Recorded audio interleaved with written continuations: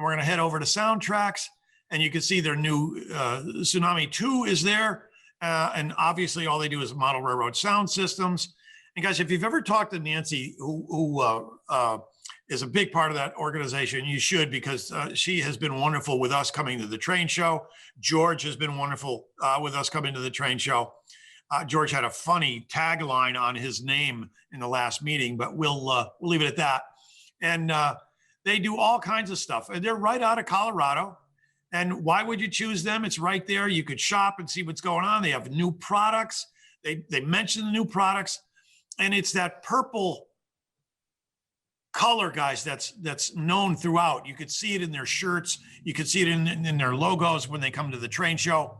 But one of the years, just to give you a quick story, one of the years Nancy gave me a car. They had little commemorative cars with their logo on it, and they were purple, boxcar, and it was an HON3. Now, I have an HON3 railroad on part of the Berlin, Bangor, and Maine, and interchanges in Waterville, Maine, and there's dual gauge trackage and blah, blah, blah. But what was happening was we were having op sessions on my train. I'd have to move that purple car to different locations, and people would try to find out where it was. And it took like 3 seconds because it was so bright. But and I still have it on the layout, and I leave it that way. And it's been probably 10 years. I can't remember how long it's been.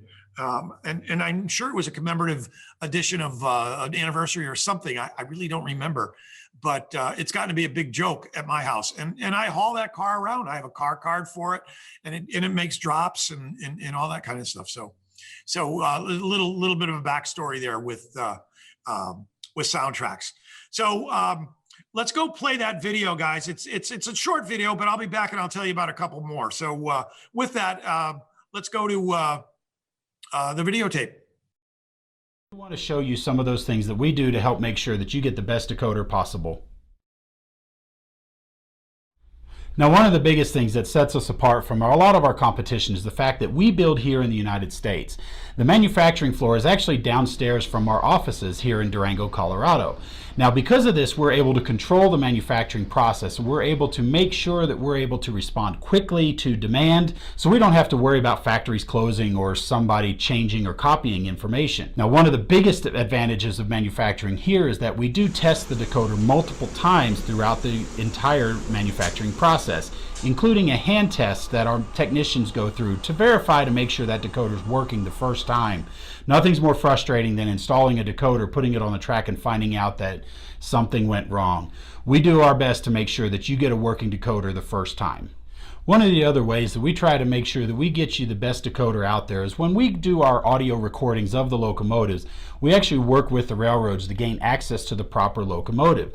What this does is this allows us to mic the locomotive up in specific locations to make sure that we get the proper sounds for you. Now, we are respective of the equipment, and we do realize that they're working railroads, and so we have to make sure that we're safe, respect the railroad equipment to make sure that we're not causing any damage nor causing any major inconveniences to the railroad.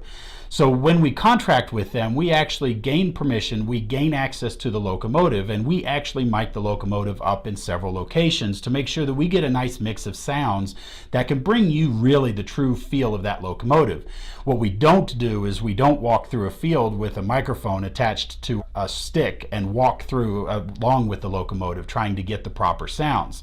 What happens in this case is you get a lot of background sounds that have to be filtered out. You get sounds of yourself moving, other things like that that need to be filtered out.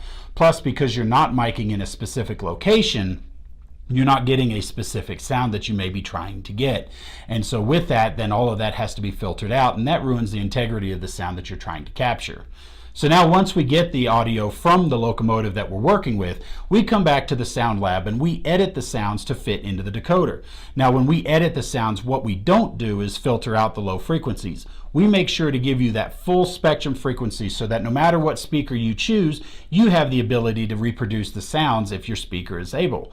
There are other competitors out there that pre-equalize the sound and filter out those low frequencies because they expect you to put them into a small HO model. And that's not going to give you the best sound quality for your model. We give you the 7-band equalizer along with a high-pass filter in the Tsunami 2 that gives you the ability to customize the sound to match the speaker that you've chosen for your model.